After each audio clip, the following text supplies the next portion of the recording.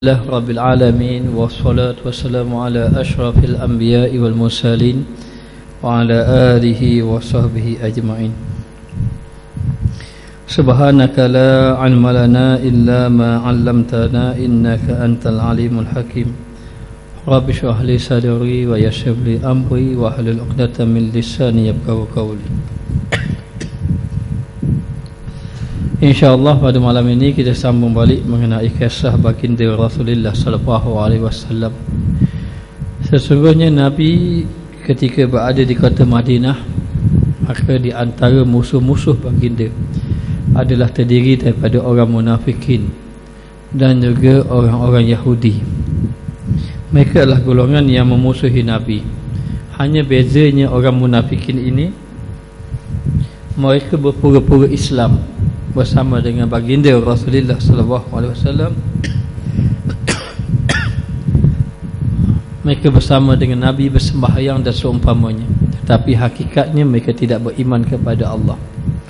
Adapun orang-orang Yahudi yang berada di kota Madinah, mereka memang secara terang-terangan memusuhi baginda Rasulullah sallallahu alaihi wasallam. Bahkan mereka cuba memporak-porandakan ikatan persaudaraan orang-orang yang beriman kepada Allah. Oleh sebab itu Rasulullah sallallahu alaihi wasallam hanya memerangi orang-orang Quraisy yang tidak memerangi dan tidak memerangi kabilah Arab yang lain. Tetapi apabila bukan sahaja penduduk Mekah yang berkumpul untuk memerangi muslimin dan mereka bersatu dengan musyrikin Mekah, Allah memerintahkan supaya seluruh orang-orang musyrikin diperangi sebagaimana firman Allah Ta'ala, وَقَاتِلُوا الْمُشْرِكِينَ كَافَةً كَمَا يُقَاتِلُونَكُمْ كَافَةً. Dan perangilah kaum kafir musyrikin seluruhnya sebagaimana mereka memerangi kamu seluruhnya.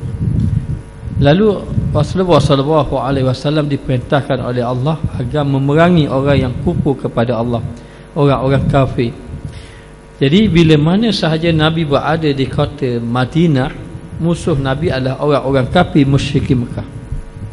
Nabi telah buat perjanjian dengan orang Yahudi yang tidak beriman kepada Allah agar bersama dengan Muhammad, bersama dengan baginda Rasulullah sallallahu alaihi wasallam, kalau orang luar memerangi kota Madinah, maka mereka bersetuju. Kalau mereka orang luar memerangi baginda, memerangi Nabi, dia akan mempertahankan. Dan kalau orang luar memerangi orang Yahudi, orang kafir yang berada di kota Madinah, Nabi akan mempertahankan. Nabi buat perjanjian dengan orang kafir Madinah yang terdiri daripada orang Yahudi, mereka bersetuju. Tetapi hakikatnya bila mana orang-orang kafir musyrikin Mekah memerangi Nabi, dia juga perang Nabi. Pada peringkat awalnya Nabi nak memerangi orang kafir Quraisy saja yang berada di kota Mekah kalau mereka memerangi Nabi. Tetapi akhirnya Allah Ta'ala beri ayat, beri perintah, waqatilul musyrikina kafah, hendaklah kamu memerangi orang musyrik seluruhnya, tak kira orang Mekah ke orang Madinah. Kama yuqatilunakum kafah, sebagaimana mereka seluruhnya memerangi kamu. Dengan ini jihad hendaklah dilakukan kepada semua orang yang tidak mempunyai kitab suci yang terdiri daripada penyembah patung berhala. Maka mana-mana yang menyembah patung berhala yang memerangi Nabi, Allah Ta'ala perintah boleh perang mereka. Itu pun Allah Ta'ala memberitahu, kama yuqatilunakum, sebagaimana mereka memerangi kamu. Allah Ta'ala tidak perintah memerangi orang kafir kecuali setelah orang Islam diperangi. Bila mana orang Islam diperangi, maka Allah Ta'ala izinkan kamu telah diperangi, kamu dizalimi, maka bolehlah kamu memerangi mereka kembali. Ini sebagai membenarkan sabda baginda Rasulullah sallallahu alaihi wasallam, aku disuruh memerangi manusia sehingga mereka berkata tidak ada Tuhan selain Allah. Apabila mereka berkata demikian, darah dan harta mereka terselamat daripadaku kecuali dengan haknya, dan perhitungannya terserah kepada Allah. Nabi sallallahu alaihi wasallam memberitahu kepada sahabat Nabi, umirtu an uqatilan nas hatta yashhadu alla ilaha illallah wa anna Muhammadar Rasulullah. Aku diperintahkan untuk memerangi manusia sehingga mereka itu mengucap kalimah la ilaha illallah Muhammadur Rasulullah. Apabila mereka kata la ilaha illallah Muhammadur Rasulullah, maka darah dan harta mereka itu asamu minni, terpelihara daripada aku. Dengan arti kata, kalau mereka beriman kepada Allah, maka tidak boleh bunuh, tidak boleh rampas harta mereka. Ini siapa? Ini orang yang memerangi Nabi. Bila orang perangi Nabi, Nabi boleh bunuh balik. Tapi kalau orang itu ucap 2 kalimah syahadah, tak boleh bunuh. Maka pernah berlaku sahabat, bila berlaku peperangan, mereka berperang lawan pedang, tiba-tiba jatuh pedang musuh. Bila jatuh pedang musuh, maka musuh tadi pun mengucap kalimah syahadah, asyhadu alla ilaha illallah. Maka sahabat Nabi tetap membunuhnya. Bila sahabat Nabi membunuhnya, sahabat Nabi yang lain tengok, kenapa kamu bunuh dia? Kan dia mengucap 2 kalimah syahadah. Kalau macam itu aku beritahu Rasulullah. Maka sahabat ini memberitahu kepada baginda Rasulullah sallallahu alaihi wasallam. Rasulullah panggil dia, kenapa kamu bunuh dia? Tidakkah dia telah mengucap kalimah syahadah masa kamu angkat pedang? Dia kata, ya benar, kerana dia ini mengucap kalimah syahadah ketika mana dia tengok pedang itu, pedang aku ini, dia nak bunuh dia. Tadi dia bersungguh-sungguh lawan. Jadi nak beritahu, dia mengucap 2 kalimah syahadah kerana takut pada pedang, takut dibunuh, bukan kerana Allah. Nabi tanya pada sahabat ini, adakah kamu membelah dada dia sehingga kamu tahu niat dia dalam hati tadi? Sebab apa dia mengucap 2 kalimah syahadah? Kamu tidak tahu. Adakah kamu belah dadanya? Asyaqaqta qalbahu, adakah kamu belah dada dia? Sahabat diam, tak kata apa-apa. Akhirnya sahabat ini dihukum kerana Allah Ta'ala beritahu dah pada Nabi, boleh kamu perang hatta yashhadu alla ilaha illallah, sehingga dia mengucap 2 kalimah syahadah. Dengan arti kata, ini perintah daripada Allah. Allah Ta'ala nak memberitahu, wahai Rasulullah, wahai sahabat Nabi, kalau kamu berperang dengan orang kafir, tiba-tiba dia mengucap 2 kalimah syahadah, kamu tak boleh bunuh dia. Perang dia, perang kamu perang dia. Tetapi bila sahaja kamu ajak dia masuk Islam, maka dia tambah mengucap 2 kalimah syahadah. Kalau dia tidak mau mengucap 2 kalimah syahadah, maka halal darah, boleh rampas harta. Tapi kalau dia mengucap 2 kalimah syahadah, maka tidak boleh. Asamu minni dima'ahum, maka terpeliharalah daripada aku darah mereka dan harta benda mereka. Lalu dalam keadaan macam itu, wahisabuhum 'ala Allah, perkiraannya atas Allah Ta'ala. Maksud dia, kalau dia mengucap kalimah syahadah dalam hati itu kerana takut ke pedang ke, ataupun kerana nak menyelamatkan diri, wahisabuhum 'ala Allah, perkiraan itu atas Allah. Kita tidak tahu. Kita tidak tahu maknanya. Mungkin niat dia betul, dia nak masuk Islam. Mungkin niat dia kerana nak selamatkan diri saja. Lepas dia mengucap 2 kalimah syahadah, selamat, dia pun tembus lari. Itu wahisabuhum 'ala Allah, itu perkiraan atas Allah. Allah Ta'ala mengetahui, wallahu alimun bizati sudur, Allah Ta'ala mengetahui apa yang ada di dalam hati. Jadi sekarang Allah Ta'ala memberitahu bahawa orang-orang Islam dibenarkan memerangi orang kafir apabila orang kafir memerangi orang Islam. Apabila muslimin mendapati orang-orang Yahudi mengkhianati perjanjian, baik, orang Islam duduk di kota Madinah, Nabi duduk di kota Madinah, Nabi panggil orang-orang Madinah, tak kira Bani Quraidah, Bani Nadir, Bani Qainuqa, Nabi panggil. Bila Nabi panggil, Nabi beritahu, kamu duduk di kota Madinah, dan sekarang Rasulullah berada di kota Madinah. Bermakna kita duduk dalam satu negeri, dalam satu negara Madinah sama-sama. Maka bila dah duduk satu negeri, satu kota Madinah bersama-sama, kita buat perjanjian. Apa buat perjanjian? Nabi buat perjanjian, di antaranya, di antara perjanjian, bila orang luar memerangi Madinah, kita sama-sama mempertahankannya. Setuju? Mereka setuju. Dan kalau orang luar memerangi kami, ya, kalau orang luar memerangi kamu, tak kira daripada orang Mekah, daripada orang Syam, daripada orang belah utara, belah Ethiopia ke, serang kamu, belah Habsyah pun serang kamu, kamu berada di kota Madinah dan kami berada di kota Madinah, kami akan mempertahankan kamu. Maka demikian juga kalau orang luar memerangi kami, yakni kalau orang luar memerangi orang Islam, orang Yahudi kena pertahankan. Kerana apa? Kerana sama-sama duduk di kota Madinah. Contohnya orang Islam dengan orang Muslim dengan non-Muslim duduk di negeri Terengganu belakang, buat perjanjian, kalau orang luar datang sama-sama pertahan. Setuju. Maka Nabi duduk dengan orang Yahudi, kerana orang Yahudi ni orang yang berada di kota Madinah, buat perjanjian, setuju, maka mereka bersetuju. Akhirnya orang-orang Yahudi mengkhianati.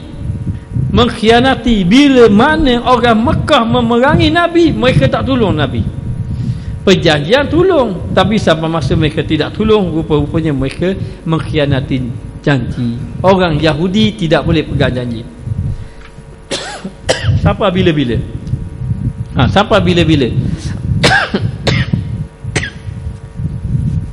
Kerana Allah Ta'ala berfirman, walan tarda ankal yahudu walan nasara hatta tattabi'a millatahum. Orang Yahudi dan Nasrani tidak sekali-kali rada. Lan itu bermakna tidak akan sekali-kali rada kepada orang Islam sehingga mengikuti cara mereka.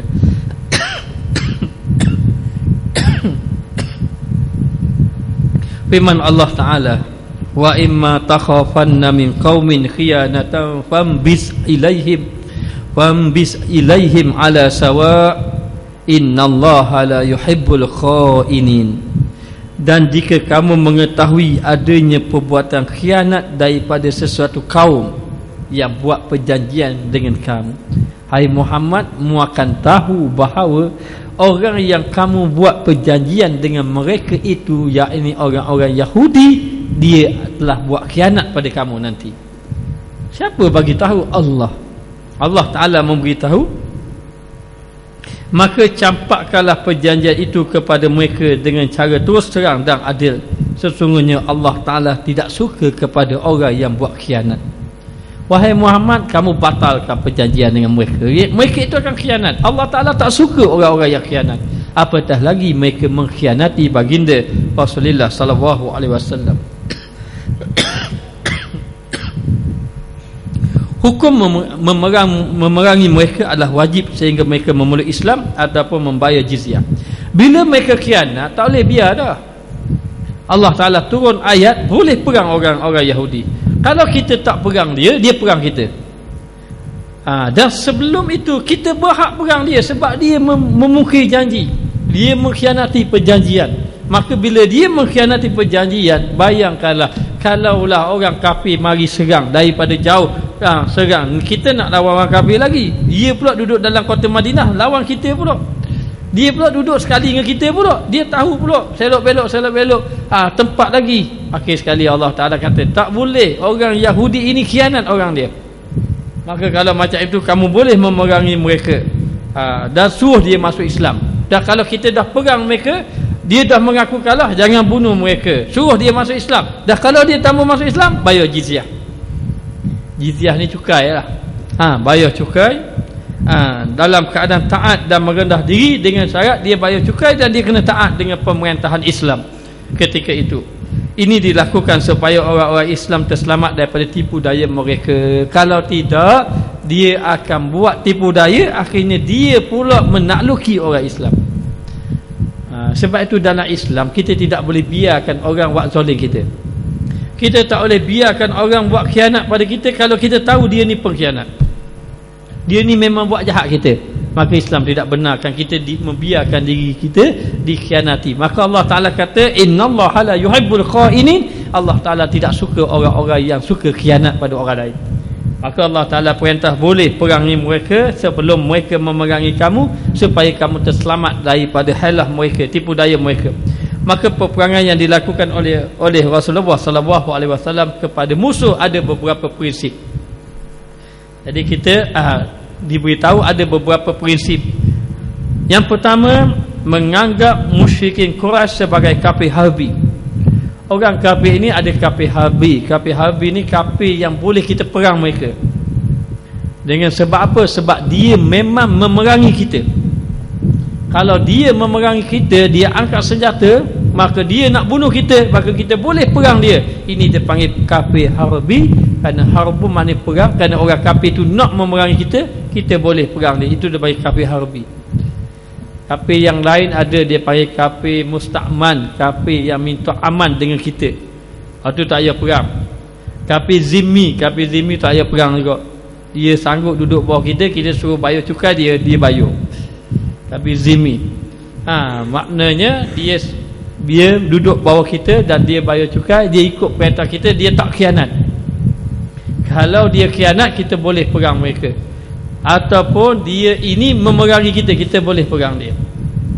Maka dikatakan bahawa yang pertama dikata orang kafir Quraisy sebagai kafir harbi kerana mereka telah memulakan permusuhan. Dengan itu orang-orang Islam boleh memerangi mereka. Bila orang Islam boleh perang mereka, bermakna orang Islam juga boleh rampas harta mereka. Kalau tidak rampas harta mereka, nanti dia gunakan harta itu untuk perang orang Islam. Dan memang orang kafir Quraisy ini kalau dia perang dia bawa harta.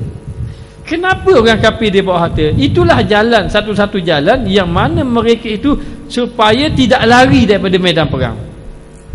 Orang Islam tak bawa harta, bawa iman saja. Tak ada harta, habiskan harta, beli kuda, beli baju perang, beli kelengkapan perang, pergi perang. Tak ada harta pun, bawa iman saja. Orang kafir kalau tak bawa harta, dia lari sekarang. Maka yang menyebabkan orang kafir itu tidak lari di medan perang kerana dia bawa harta. Kalau dia lari, maka habis. Maka orang-orang kafir musyrikin Mekah ini, maknanya dikatakan bahawa kalau dia nak pergi berperang, dia kerah tentera dia, maka semua kena pergi. Maka tentera tadi kena istihar harta, kena pergi siasat harta. Pergi tengok kat rumah dia, kalau ada bank, tengok buku bank dia banyak mana. Pergi siasat. Bila pergi siasat, harta dia kena bawa medan perang. Bila bawa medan perang tadi, maknanya dia tak boleh lari daripada medan perang. Kalau dia lari, harta dia hilang. Maka ada satu kisah Al-Abbas, bapa saudara Nabi, masa tu dia tak beriman lagi. Masa nak ajak pergi berperang dahulu, dia ini harta banyak, tapi dia sayang sikit harta dia. Maka dia ajak isteri dia keluar malam-malam. Dia ajak isteri keluar malam-malam, dia simpan harta dalam tanah. Gali simpan harta dalam tanah. Nanti kalau nak pergi perang, orang tanya mana harta, kata harta tak ada. Dah cari pergi cek rumah. Dia takut harta dia hilang. Dia tambuh bawa harta kat medan perang. Maka dia pergi malam-malam, dia tengok orang, dia dengan isteri dia saja. Dia tengok orang, memang tak ada orang pun yang ikut dia. Dan dia pergi gali dekat padang pasir di suatu tempat yang dia yakin orang tak tahu. Lepas dia gali, dia pun tanda, ini harta dia. Jadi dia pesan pada isterinya, kalau dia mati di medan perang nanti, maka adalah harta yang aku tinggal kamu boleh ambil harta ni. Maka isteri dia pun tahulah. Berlakulah perang. Al-Abbas, bapa saudara Nabi ini, dia perang. Kisahnya dalam perang Badar. Maka dalam perang Badar, Al-Abbas ini jadi jadi tawanan perang. Bila jadi tawanan perang, sahabat Nabi ini dia mesyuarat, nak buat mana tawanan perang ni? Maka tigalah. Ceritanya panjang, kita akan cerita dalam perang Badar nanti akan datang. Dia cerita, kata ada 3 pandangan, ada 3 keputusan. Keputusan pertama dia kata begini: sesiapa yang tawanan perang ada duit, maka dia boleh tebus diri dia, bayar duit boleh balik. Kalaulah dia ini tak ada duit, dia ini ada ilmu, maka dia kena ajar anak-anak dia, anak-anak orang Islam, dengan ilmu yang dia ada, sampai anak orang Islam itu pandai, maka dia boleh balik. Kalau dia ada ilmu tak ada, harta tak ada, ilmu harta tak ada, maka dia kena buat perjanjian betul-betul bahawa dia tidak akan memerangi Nabi lagi. Tidak akan memerangi Nabi, kemudian diberi balik. Itu pandangan ini, pandangan Sayyidina Abu Bakar. Sayyidina Umar, dia pandang, ya Rasulullah, bunuh je senang. Dia perangi kita. Itu saya pandangan Sayyidina Umar. Ceritanya panjang, tapi saya ringkaskan. Al-Abbas ini, dia ini dipanggil oleh Nabi. Nabi kata pada saudaranya, Abbas, kamu tebuslah diri kamu ada harta. Saya mana ada harta? Saya pergi medan perang pun saya tak bawa harta. Nabi kata, kamu ada harta, baik kamu tebus, daripada kamu jadi orang tawanan. Ambil harta kamu tebus. Dia kata, saya tak ada harta. Saya pergi medan perang pun saya tidak ada harta. Orang lain bawa harta, saya tak ada harta. Betul tak ada harta ni? Betul. Nabi pun cerita, betul tak? Sebelum mu nak pergi perang, mu dengan bini mu keluar malam-malam, bawa harta, betul tak? Terkejut dia. Kamu bawa harta, kemudian harta tadi kamu tanam. Kamu tengok orang tak ada, kamu tanam harta. Kamu pesan pada isteri kamu, Kalau aku mati, harta ni kamu ambil lah. Maknanya betul mu tanam di satu tempat sekian-sekian Nabi sebut, dan dalam tu kamu gali, kamu tanam harta kamu. Terkejut dia, siapa pula kabur ni? Malam itu tidak ada orang, tidak ada seorang pun yang tengok kecuali dia dengan isteri dia saja. CCTV pun tak ada lagi masa tu. Jadi dah keadaan macam mana boleh tahu ni? Dalam keadaan macam itu dia tanya, siapakah yang memberitahu kamu wahai Muhammad? Allah, kata Rasulullah. Allah Ta'ala beritahu pada aku. Bila tengok macam itu, Masya Allah, betul yang Nabi cerita tu sebiji, memang betul. Akhirnya dia mengucap 2 kalimah syahadah, masuk Islam. Ini kisah bapa saudara Nabi Al-Abbas masuk Islam di tangan Rasulullah sallallahu alaihi wasallam. Maka orang kafir, kalau kita berperang, orang Islam berperang lawan orang kafir itu kalah, maka boleh rampas hartanya. Harta itu dipanggil harta ghanimah, harta rampasan perang. Sehingga Allah memberi kemenangan dengan pembukaan kota Mekah ataupun dengan temutrinya perjanjian sementara antara kedua-dua belah pihak. Selagi mana mereka memusuhi orang-orang Islam, selagi itu kita orang Islam bila berperang boleh rampas harta. Sehinggalah berlakunya pembukaan kota Mekah, maka orang-orang kafir sudah tak berani, sudah tunduk dengan orang-orang Islam ketika itu. Maka tidaklah kita boleh lagi memerangi mereka, sebab mereka tidak memerangi orang Islam dah. Kalau orang Islam mereka perang, maka kita boleh perang balik dan boleh rampas harta mereka. Yang kedua, apabila orang-orang Yahudi melakukan pengkhianatan dan memihak kepada musyrikin, orang Yahudi Madinah, dia buat khianat. Khianat dia ialah dengan dia menyokong orang kafir musyrikin Mekah.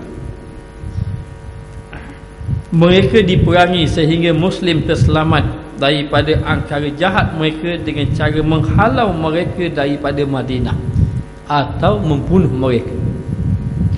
Jahatnya orang-orang Yahudi bersama dengan Nabi. Bila mana Nabi nak berperang dengan orang musyrikin Mekah, dia akan beritahu kepada orang musyrikin Mekah, sebab dia duduk sama-sama kota Madinah. Bahkan dia menyebelahi orang-orang musyrikin Mekah. Sebab itu dikatakan bahawa bila nak berperang, dia pergi berperang, tapi sampai masa dia menyebelahi orang-orang musyrikin Mekah, ataupun dia memberitahu rahsia-rahsia umat Islam ini kepada orang-orang musyrikin Mekah. Maka inilah dalam perang Khandaq, orang-orang Yahudi menyokong orang-orang musyrikin Mekah. Jadi akhirnya Nabi diperintahkan oleh Allah, kalau begini, sesiapa yang tidak beriman dengan Allah, dengan Rasulullah, kamu perang belaka. Tak kira orang Yahudi Madinah ke orang kafir musyrikin Mekah, perang belaka. Maka dalam keadaan macam itu, Allah Ta'ala turunnya ayat ini, Allah Ta'ala beritahu, sesiapa yang mengkhianati kamu, sama ada orang-orang musyrikin Mekah ataupun orang Yahudi Madinah, maka kamu boleh memerangi mereka. Orang Yahudi, selepas Nabi balik perang, Nabi perang pula dia. Memula perang musyrikin Mekah, Nabi perang pula dia. Ataupun Nabi halau dia keluar daripada kota Madinah kerana dia telah mengkhianati, menzalimi baginda Rasulullah sallallahu alaihi wasallam.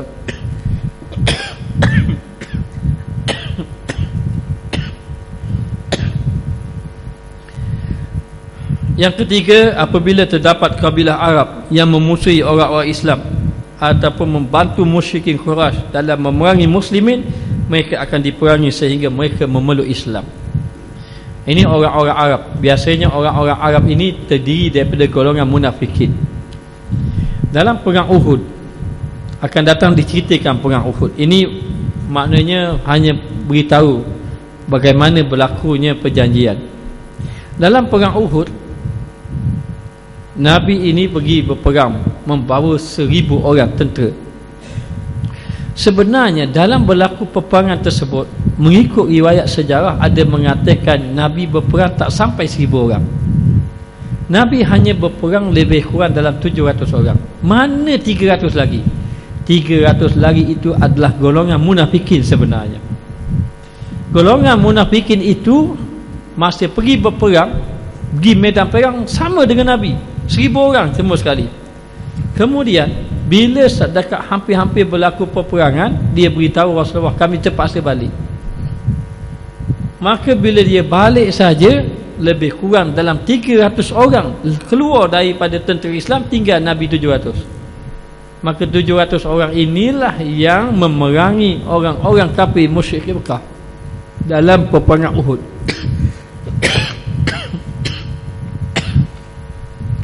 Yang menyebabkan beberapa sahabat besar wafat, mati syahid, seperti Mus'ab ibn Umair, Saidina Hamzah dan sebagainya. Maka ketika mana sahaja mereka tentera Islam balik, puak-puak munafikin ini kata, itulah kamu ikut Muhammad, kamu ikut Muhammad, dengan sabit kamu ikut Muhammad lah kamu cedera. Mu tengok aku tak ikut di Muhammad, dengan sebab itu aku selamat.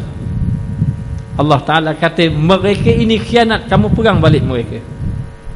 Lalu dikatakan bahawa dengan ayat ini memberitahu bahawa orang-orang Arab yang mana membantu orang-orang Quraisy dalam peperangan menentang orang Islam, maka boleh perang mereka.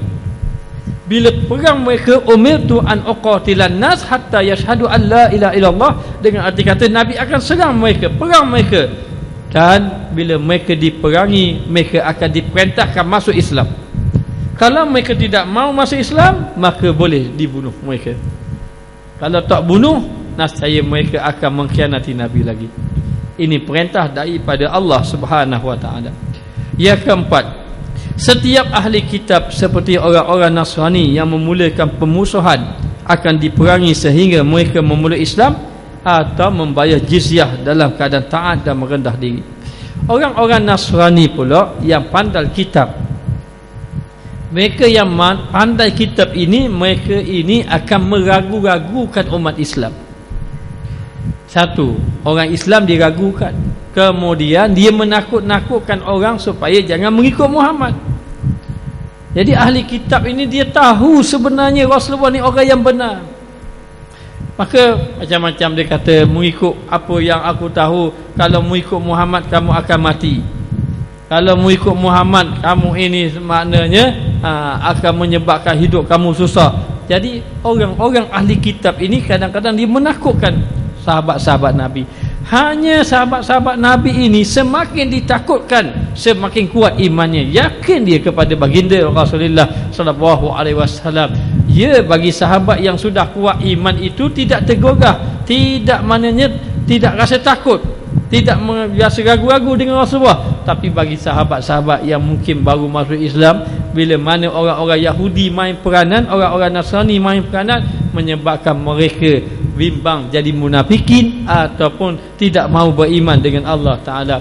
Bila didapati bahawa mereka ini khianat, Nabi boleh perang mereka, suruh dia masuk Islam. Kalau dia tak mau masuk Islam, jangan buat hal lagi, tapi cukai kena bayar. Kena bayar cukai dan kena taat ikut perintah Nabi, duduk di bawah pemerintahan Islam. Dan yang kelima, sesiapa yang memeluk agama Islam, maka darah dan hartanya terpelihara kecuali dengan haknya. Siapa yang masuk Islam, maka tidak boleh rampas harta dia, tidak boleh menumpahkan darah, tidak boleh bunuh dia. Asal kira dulu-dulu dia khianat pada Nabi, asal kira dulu-dulu dia sama memusuhi Nabi, tapi bila dia mengucap dua kalimah syahadah, kira terima dia. Ada pun dalam hati dia tu, wahisabuhum 'ala Allah, itu perkiraan atas Allah. Bila dapat tahu saja orang ini sudah mengucap dua kalimah syahadah, tak boleh bunuh, tak boleh rampas harta. Kerana dia kira sudah dikira orang yang beriman kepada Allah Subhanahu wa taala, kecuali dengan haknya. Dengan haknya boleh bunuh tiga. Apa dia? Yakni yang pertama, apabila dia membunuh orang Islam, maka boleh bunuh balik. Ini hak dia. Yang kedua, apabila dia sudah berkahwin kemudian dia berzina, maka boleh rejam sampai mati. Itu hak Islam. Yang ketiga, bila dia sudah masuk Islam kemudian dia murtad, dia keluar balik pada Islam, maka boleh bunuh. Tiga ini hak Islam. Sebagaimana Saidina Osman ibn Affan, ketika orang kepun nak bunuh dia, dia tanya pada orang, kenapa kamu nak bunuh aku? Adakah aku telah melakukan yang pertama, aku pernah bunuh orang? Tak pernah bunuh orang. Adakah aku berzina? Tak pernah berzina. Adakah aku ini murtad? Tidak murtad. Maka tidak boleh kamu bunuh aku. Kerana dalam Islam, bila tidak berlaku tiga perkara ini, tidak boleh bunuh. dengan arti kata bila berlaku 3 perkara, bunuh itu memang hak Islam, memang diperintahkan oleh Allah. Tapi bila berlaku ni kena bunuh, jangan tak bunuh pula.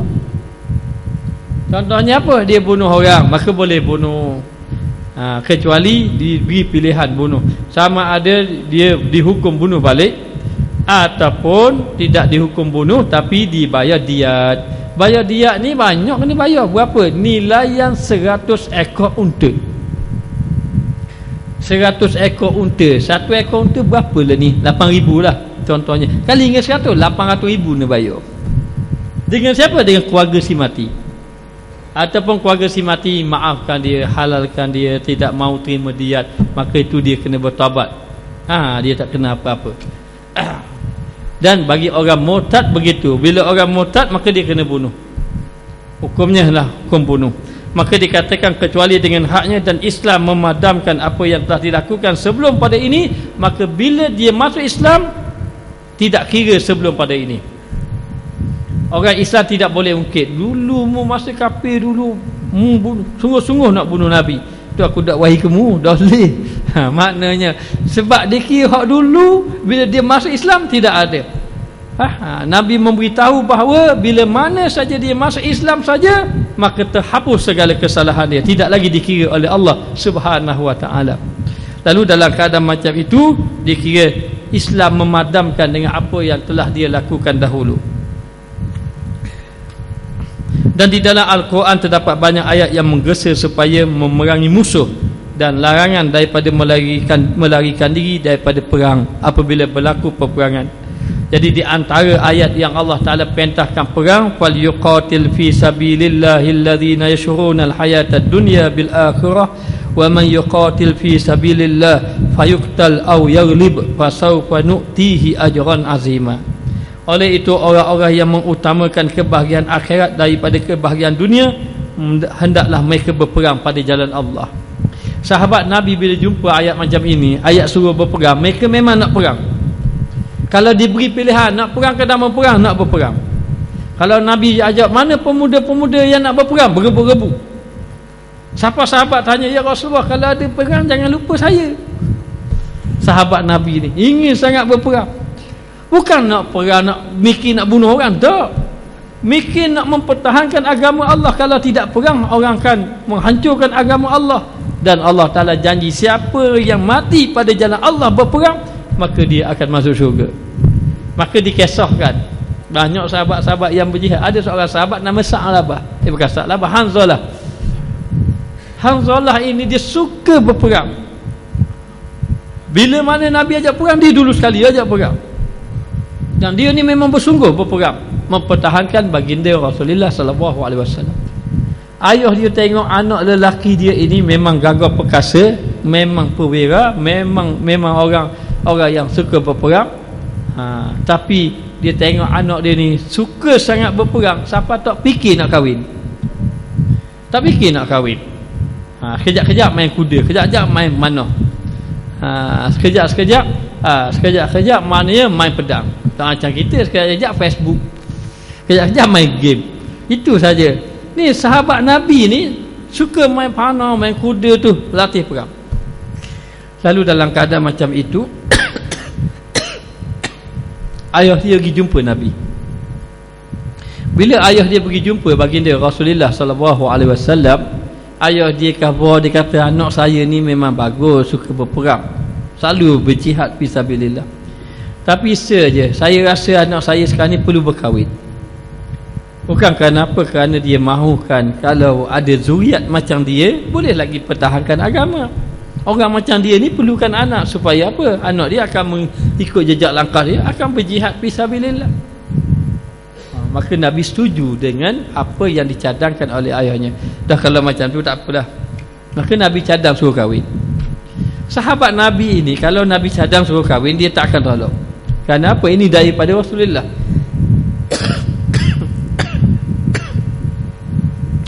Maka Nabi pun panggil dia, Nabi suruh kahwin. Allah dah ada arah lah, Nabi suruh kahwin. Kalau ikutkan nak perang, mana orang ni nak kahwin pada perang. Lalu dalam keadaan tu tak apalah, Nabi suruh pergi kahwin, kahwinlah dia. kahwin dia pada malam yang pertama itu, Nabi perintah sahabat pergi perang. Maka dia nak pergi ikut perang. Tapi oleh kerana dia baru kahwin, maka tidak benar pergi berperang. Allah, sedih dia. Sedih sahabat Nabi ini kerana tidak boleh pergi berperang. Lalulah entah macam mana malam itu dia rasa tak sedar hati, dia dengar seolah-olah Nabi kalah. Tahu dia dapat mesej ke, dapat WhatsApp tak tahulah. Tiba-tiba dapat berita Nabi kalah. Dia berasa macam Nabi kalah. Dia itu terus bangun pakai baju perang. Isteri tanya dia, abang nak pergi mana ni? Pakai baju perang ni, nak berperang lawan Rasulullah. Kata isteri dia, kalau macam itu jangan abang balik kecuali menang atau syahid. Ni baru ya. Jangan balik kecuali menang ataupun syahid saja. Maka pergilah dia masuk medan perang. Masuk medan perang, akhirnya Allah Ta'ala beri kemenangan kepada tentera Islam. Bila menang, selepas daripada itu, syuhada, orang-orang yang mati syahid ini akan dikumpulkan, dan Nabi biasanya akan menyembahyangkan orang yang mati syahid ini. Hanya tidak dimandikan, biar darah-darah itu menjadi saksi bahawa dia itu berjuang pada jalan Allah.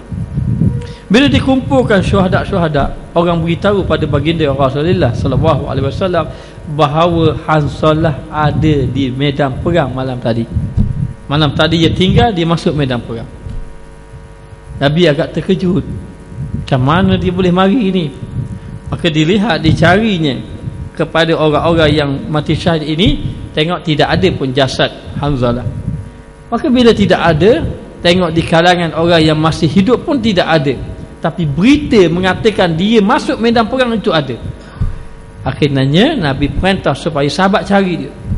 Cari, nampak ada satu jasad yang terapung di udara, air bercucuran. Jasadnya dimandikan oleh malaikat. Di sini timbul soalan fiqh. Orang mati syahid ini boleh ke mandi? Kan mati syahid tidak boleh dimandikan? Jawapannya, orang tak boleh mandi, malaikat boleh mandikan. Malaikat yang memandikan dia. Rupa-rupanya dia mati syahid, dia tinggalkan isteri dia. Katanya dia itu tidak sempat mandi junub. Maka malaikat memandikan dia, dan dia mati syahid. Memang cita-cita dia mati syahid. Sahabat Khalid Al-Walid, dia berperang, tidak pernah kalah dalam medan perang. Tak pernah kalah. Masa perang Uhud dia lawan Nabi. Dialah jadi ketua dalam perang Uhud. Sampai kepada dia nak wafat, cita-cita nak mati syahid. Tapi setiap kali perang tak mati. Macam mana ni tak mati-mati ni? Tidak mati-mati, sehingga akhirnya dia nak mati, dia mati atas katil. Dia mati atas katil dalam keadaan tubuh dia penuh dengan kesan-kesan kena pedang dan sebab umpamanya luka-luka. Dia kata dia memang nak mati syahid pada jalan Allah. Setiap kali ada jihad nak mati syahid sama, tapi tak mati-mati syahid. Lalu dia beri nasihat, kalau nak berperang, nak mati syahid, pergilah, jangan takut. Kalau Allah Ta'ala tetap mati syahidlah. Kalau mu takut, mu tak pergi perang, mati juga. Akhirnya mati juga. Maka akhirnya Khalid Al-Walid tidak mati di medan perang, mati di atas katil sahaja, walaupun kesan daripada peperangan tubuh-tubuhnya. Lalu ulama mengatakan bahawa seorang itu mendapat syahid dunia akhirat dengan syarat yang pertama, dia berperang kerana Allah Ta'ala, yang kedua menegakkan kalimah Allah, dan yang ketiga dia mati di medan perang, bukan mati balik kampung. Kalau dia berperang tiba-tiba cedera balik kampung 2-3 hari baru mati, itu dia tak dapat syahid dunia akhirat. Maknanya lalu dikatakan bahawa peranglah kamu kalau kamu ini ingin kehidupan akhirat. Hendaklah mereka berperang pada jalan Allah, lalu dia mati ataupun beroleh kemenangan, sama ada dia mati ataupun mendapat kemenangan. Kerana orang yang berperang ini, kalau dia tak mati dapat pahala banyak, jihad fisabilillah. Tapi kalau dia mati, dia terus dapat syurga Allah Subhanahu wa taala. Maka kami akan memberikan kepadanya pahala yang besar bila dia berjihad pada jalan Allah Subhanahu wa taala. Maka dengan sebab itu sahabat ingin berperang dan kalau boleh nak mati syahid pada jalan Allah taala. Ada sahabat jumpa Rasulullah, ya Rasulullah kami mahu berperang tapi tak ada apa-apa, tidak ada kuda, tidak ada baju perang, tidak ada senjata perang. Maka Nabi tak izinkan dia. Dia pun sedih. Namun demikian dia tetap dapat pahala niat nak berjihad fi sabilillah. Insya-Allah kita sambung akan datang. Bismillahirrahmanirrahim. Rabbana zalamna anfusana wa illam taghfir lana wa tarhamna lanakunanna minal khasirin. Allahumma alimna ma jahilna, Allahumma rizqna ilman nafi'an wa dzikna fahman tayyiba. Wa sallallahu ala sayyidina Muhammad wa ala alihi wa sahbihi wa sallam. Walhamdulillahirabbil alamin.